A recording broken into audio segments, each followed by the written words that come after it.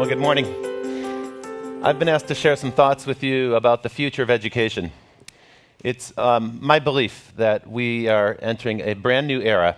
We're sort of in the middle of this transition into a new era where the rules of society aren't written in law books, but they'll increasingly be encoded in software. They'll be written in software. I call it a software-defined society. And what's remarkable about this transformation is that it's largely invisible to us. We can't see it. We talk about it. We read about it in the press. We hear about it in media. But we very often cannot see it. Unless you're based in Silicon Valley, where they're testing robot vehicles and there are 10,000 startup companies, you often don't see signs of disruptive transformation. In fact, in many parts of the country, the only sign that you'll see of this big transformation is a sign in the front of a window that says, going out of business. Since the beginning of this year, just in the first few months of this year, 9 major retail chains have closed their doors. 85,000 jobs have been lost. The retail industry is going through a dramatic transformation right now. It's the most visible sign of this transformation, I believe.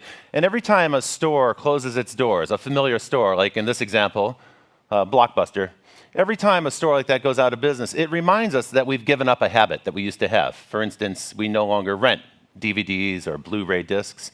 And there are many other habits we've shed. We don't buy CDs anymore. We don't use payphones. We don't use telephone books. We don't use fax machines. We don't visit travel agents. And so we're kind of shedding habits as we go through this transformation, but we're often unconscious about that process because we're always moving on to the next thing.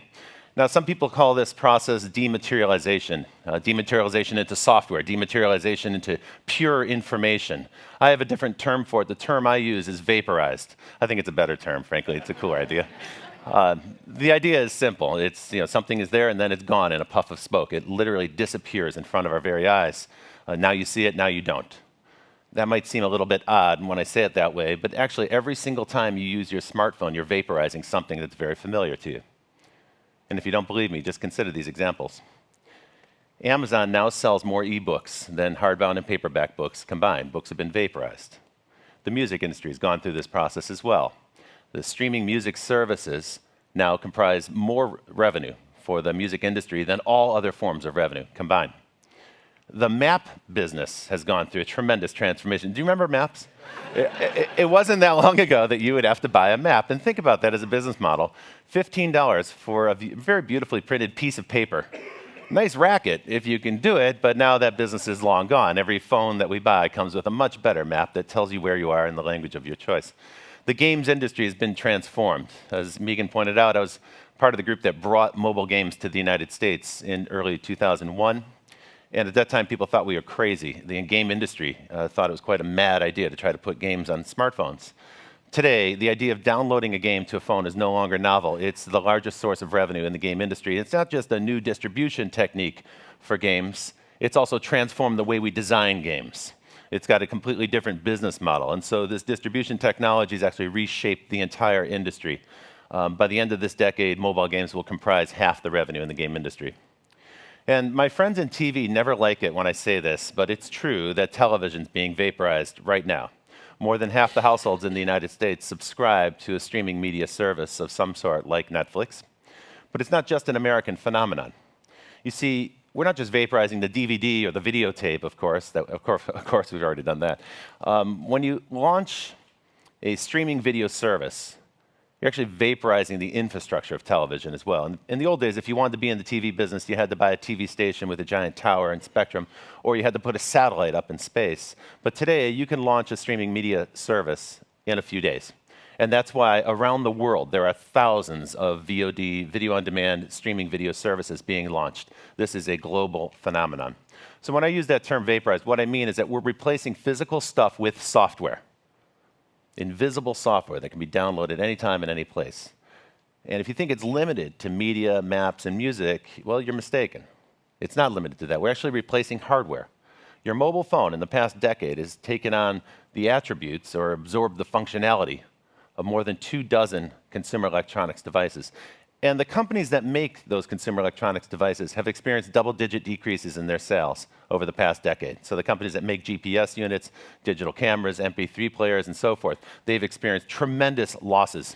in their businesses as the mobile phone has absorbed the functionality of those devices. So my belief, my theory is that whatever can be vaporized will be. Whatever can be replaced by software will be. Whatever can be turned into an invisible service delivered over the air, that will happen. Now, I know what you're thinking. You're probably going, wait a minute. We're not going to vaporize clothes. We're not going to vaporize food. We're not going to vaporize our apartments, our houses. Of course not. But the way we get those things is going to change. And the evidence of that, of course, is in retail. And we see a tremendous wave of transformation striking retail. It's not just that stores are closing.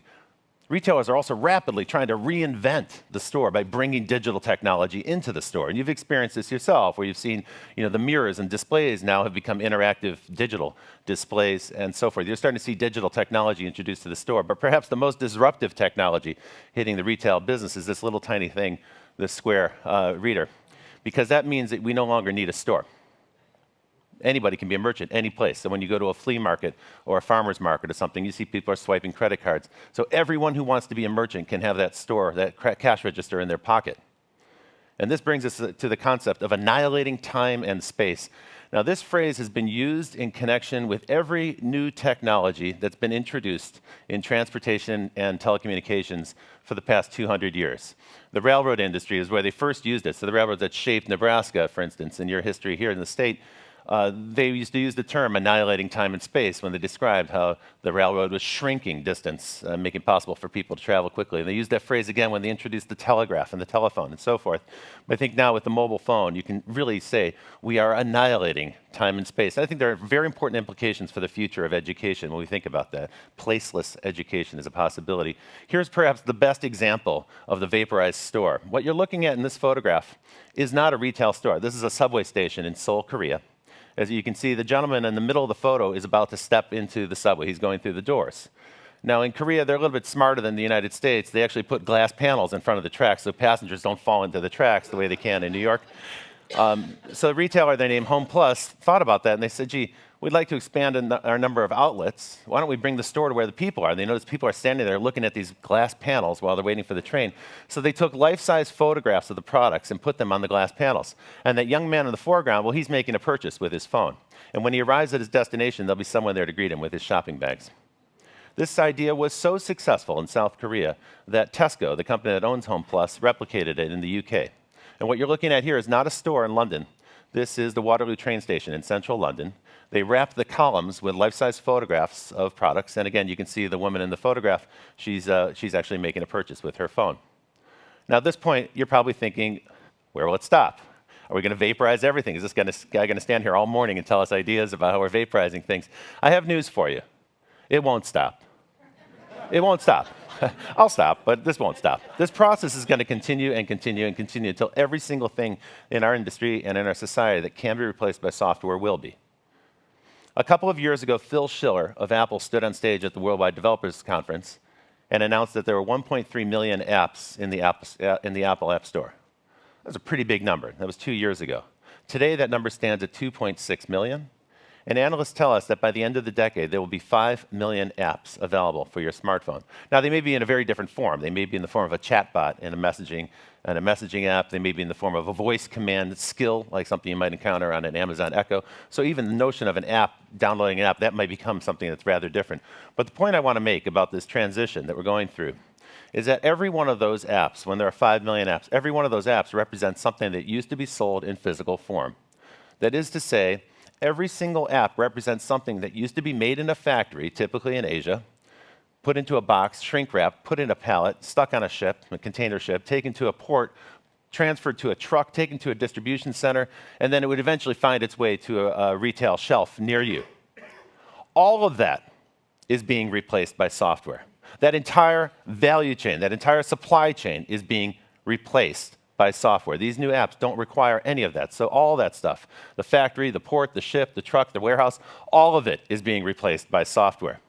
And the main message I have for you today is that as goods become more information rich, they begin to shed the characteristics of physical products and they take on the dynamics of a digital service. I want to repeat that. It's very important for us as we think about the future of education, because education is perhaps the most information-rich product that you can consume. As goods become more information-rich, they shed the characteristics of physical products and they acquire the attributes of a digital service. Now, if I were to ask the people in this room, what do you think the most important product of the last 100 years is? I think you'd agree with me, it's the automobile. It's the automobile. You know, Henry Ford's innovation of the assembly line didn't just make cars available for the workers. Of course, it famously did do that. It also transformed the way we make everything. So the automobile and the assembly line is really the beginning of the mass consumer society that we live in today. But that's not the only important part of the automobile. The automobile as product also changed the way our cities are shaped. In the old days, you used to be able to walk across a town like this one, in an afternoon. It wouldn't take you long to do. Today, towns like, I live in Los Angeles, they're 60 miles long. It's unthinkable that you could walk across Los Angeles. It's an impossible concept. That's a consequence of the car. And that's not all. The automobile also put us on the global petroleum economy. And today, half of all petroleum purchases involve automobiles or trucks. And that's not all. There's another big change. The car changed the way we eat. I'm not kidding. Think about it. There was never a time in the past when there was a guy in a restaurant flipping burgers hoping that someone in a horse and buggy would stop by. But today, that happens a million times a day. Right? So fast food is a consequence of the automobile. Now, until fairly recently, the idea in American society in particular was that as you became an adult, you would buy a car. And a car was kind of equated with adulthood, not just adulthood, but liberty, this idea of personal liberty, freedom, and so forth. And 100 years of car marketing has done that to us. It's kind of embedded that notion in our heads. But for a rising generation, particularly young people who live in cities like San Francisco, the car isn't looked at as freedom. It's looked at as a heavy burden. It's a hassle. It's expensive. If you live in San Francisco and you own a car, you have to pay for a place to park it. It's like having a second apartment. And you have to feed it with gasoline, you have to pay for insurance and so forth. And so the car is viewed as a burden. But until fairly recently, there was no alternative to owning a car, particularly in the western part of the United States. We don't really have great public transportation. And so a car was simply something you had to buy. But today, we have an alternative. Today, you can have software instead of ownership. And so you don't necessarily vaporize the car, but absolutely, you can get rid of ownership of a car. I'm referring to car sharing or ride sharing services like Uber. And of course, you're all familiar with it, but if you haven't used Uber in a while, it's a very simple app. Instead of trying to hail a taxi cab in the pouring rain, you simply touch an icon on your smartphone, and a few minutes later, a car shows up, and that car is just for you. And it's going to take you where you want to go. And if you've used Uber in another country, well, it's actually a remarkably good experience. Instead of hassling with a cab driver and trying to fumble out instructions in a foreign language and deal with foreign currency, you simply jump in the car. The driver knows where to take you. When you get to the destination, you jump out, no cash, no money changes hands, and the driver deals with the car and goes and finds another passenger. You carry on with your meeting or whatever you're going to. And so it's a really remarkably great service. And of course, it's such a good idea, it's been replicated all over the world. So Uber's hardly the only company doing this. In India, Ola is a giant force that competes with Uber. In China, Didi Haojing is a major force. Here in the United States, Lyft presents competition for Uber. And in Europe, there are literally dozens of services like BlaBlaCar that compete with Uber there as well.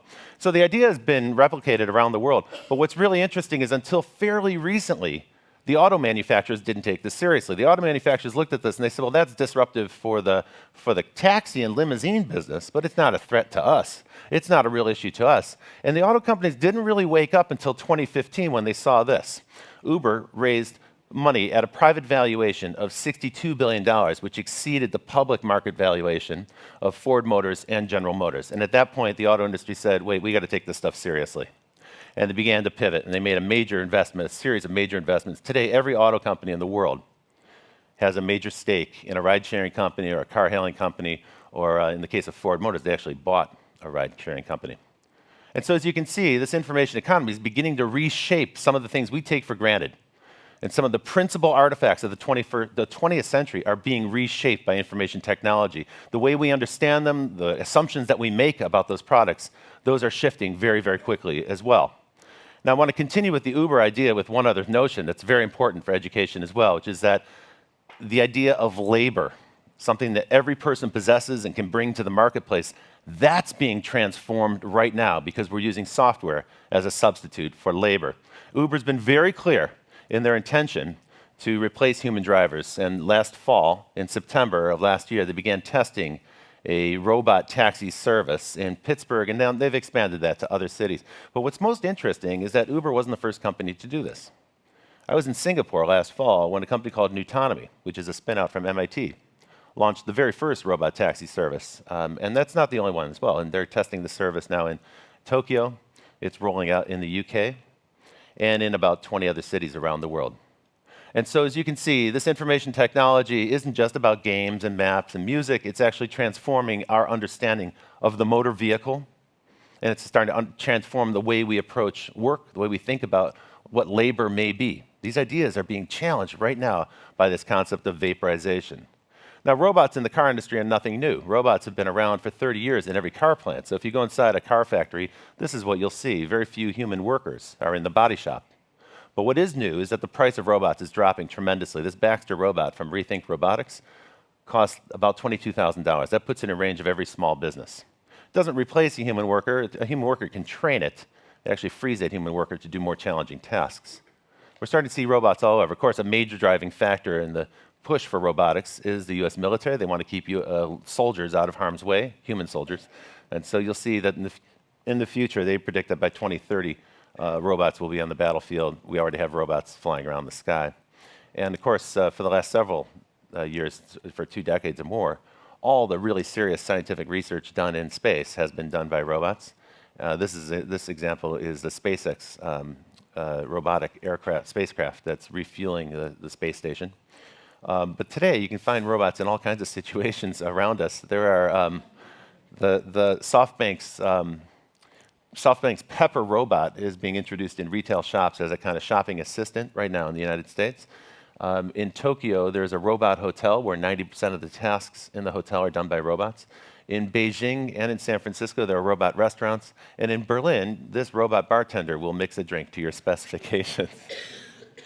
But remember, robots are just a manifestation of software automation. So robots are a subset of automation. Automation is much broader, but it's invisible, it's intangible. Software automation is not something we can see. And it's often presented in the press as a scary thing, as it is here, this giant tornado that's wiping away desk-based jobs. It's always presented as a threat. So here we have the Financial Times, and it says that software automation is a threat to employment, a threat to jobs in the future. And most of the frenzy in the press on this topic of automation and the robot apocalypse that will take away all of our jobs and so forth, most of that stemmed from a research that was done at Oxford University and was released about 4 years ago. 2 researchers there did an analysis of jobs in the United States, and they found that half the jobs, 47% of the jobs, are highly repetitive and therefore susceptible to be replaced by robots. Now, that's a very important thing as we think about the future of education. We think, well, what are we training people to do in the future? If after decades and decades of de-skilling work, we've made it possible for half the jobs to be replaced by software automation, what kind of world are we preparing students for? It's certainly not a world of factories or factory-based jobs. But in fact, that's how our education system is set up. Sir Ken Robinson is the one who's pointed out that the public education system in the United States and the UK was principally designed to train future workers. So we had students taught in the one-room schoolhouse, but even today, taught to sit in orderly rows at desks so that they can sit in orderly rows in factories and sit in orderly rows in front of machines. And similarly, at public schools across the country, children are taught to stand in line. They're taught to stand in line so that they'll be ready to stand in line at the factory and perhaps more appropriately stand in line at the soup kitchen when the jobs are eliminated. And so in many ways, our education system today contains a mimetic echo of the past. It's got built into it assumptions that are very old. In fact, they predate the automobile, they predate mass manufacturing. I would argue that the education system that we have today is dominated by a 500-year-old concept, the book. You see, the book, as Marshall McLuhan explains, the book is the very first mass-produced product. It's the very first mass-produced information product. And that concept of division of labor was perfected in Venice in the early printing houses, where one person would be a typesetter, another person would be melting lead, and 2 other people there are working the press in that picture. And that's the idea that Henry Ford borrowed when he created the assembly line, that idea that you can use division of labor, get people specialized on a task, and you can create things at a much greater scale. Now, the printing press also made it possible for the modern concept of mass education to happen, the way we deliver education today. The picture on the left shows you a lecture. And the university lecture is a format that's over 1,000 years old. And that was because in those days, books were very scarce. And so someone could read to a group of people. It's a bit like the setup that we have right now in this room, right? Someone's presenting, everyone else is listening. But the idea that you can have a classroom full of students who could all have an exactly identical copy of the same manuscript, and they could all be on the exact same page, that is a byproduct of the printing press. That's a byproduct of the book. Now, what's very interesting is, that you can see that the book then shaped the way the classroom looks. That photo on the right there is a good illustration of the way classrooms are set up today, the way we think about education. All of this is kind of derived from this notion of the book. But what's very odd to me is that when I visit universities, I notice that we set up our computer labs in the exact same setup, the exact same. And it's no surprise to me that no one's in these computer labs. Whenever you visit a school, you notice they're completely empty. Because when you look at what students are actually doing with computers in a lecture room, if you stand in the back of the lecture room, you notice they're looking at cat videos on YouTube during the lecture. I think it's time for us to rethink everything. I think we have to really sit down and have a fundamental rethink of what education is about. And of course, the question I would pose to you is, will the university be vaporized? I think you know where I'm going with this. You can probably predict my own feeling about it. What I do notice is that every time I've had a conversation with universities and faculty across the country, I've encountered a lot of resistance to this notion. There are a lot of professors I've spoken to who said, no, you'll never replace the on-campus experience. But then I also noticed that every major North American university now has a free version of their curriculum streaming on the World Wide Web. So it seems like a contradiction in terms. Now you might wonder, why would a private college that charges $60,000 a year tuition offer their product for free on the internet? Seems kind of counterintuitive, doesn't it? The answer to that question is that they have no choice.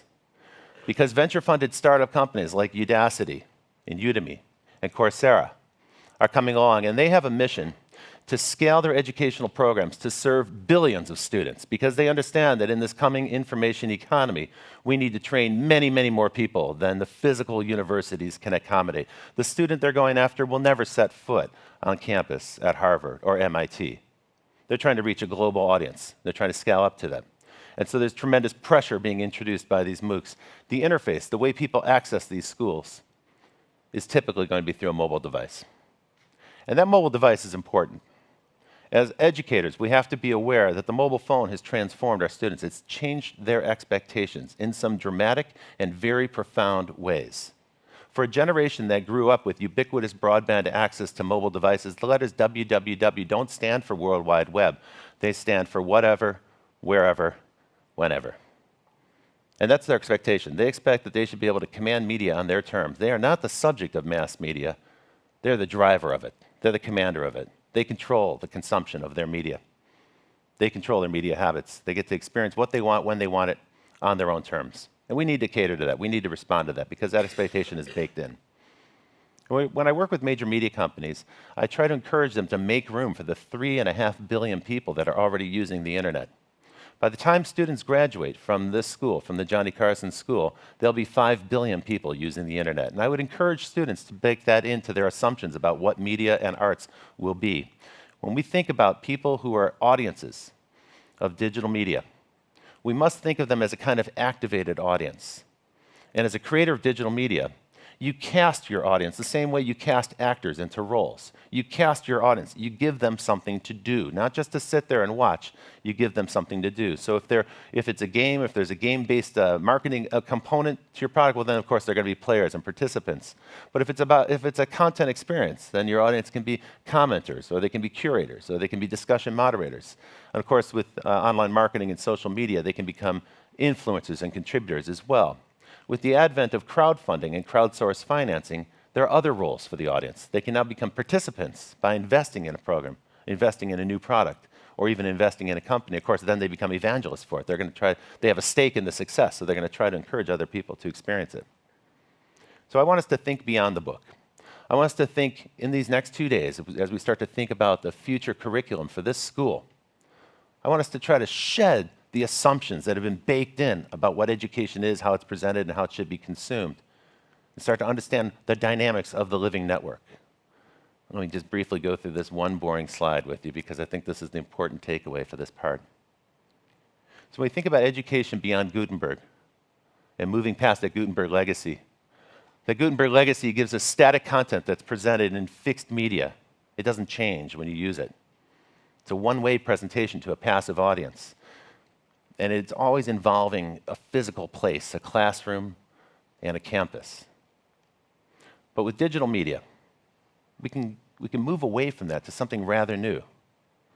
The living network, the interactive network, allows us to present a dynamic knowledge base that responds and grows and changes and is shaped by the users themselves. And it can be presented in interactive, responsive media that we participate in, so that passive audience shifts and become an active co-creator in the experience. And that's a cool vision for a school of the future, I think. My vision is that school education can be presented at any time, at any place, on any screen, on any device, to any student in the world. And that program won't be subject to the rules of mass media. It'll be personalized and responsive. It'll conform to the expectations and the use habits of that audience.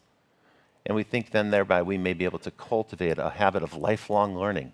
This idea that you go to school for 4 years and you kind of fill up the gas tank of knowledge and now you're going to go embark on a 40-year career, that idea is a thing of the past. All of us now are tasked with the responsibility to think and grow and continue to learn. We want to teach our students that habit, that lifelong learning habit. Now, with respect to the emerging digital arts or emerging media arts, I want to end with a few thoughts about what the students at this school, what subject matter they might focus on. I've presented you with a number of ideas that are very challenging and very disturbing. And for a lot of people today, right now, that creates tension, tremendous tension, some source of anxiety. And I think that dynamic transformation may be at the heart of what these students will focus on at the Johnny Carson School. They'll focus on platforms. They'll focus on the future of platforms, and they'll engage in a debate about whether those platforms should be open or closed. And of course, connected to those platforms is this notion of control. I think control is going to become a very important topic when people design interactive media experiences and digital arts. And control is really a debate about whether the future of our digital network should be decentralized. That was the original promise of Web 1.0, a decentralized content system.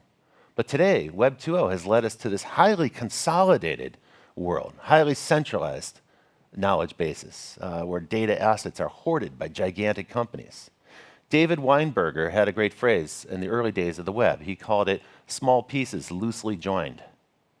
But I would describe today's web as large chunks tightly integrated. And so we've really had a tremendous swing from one direction to the other.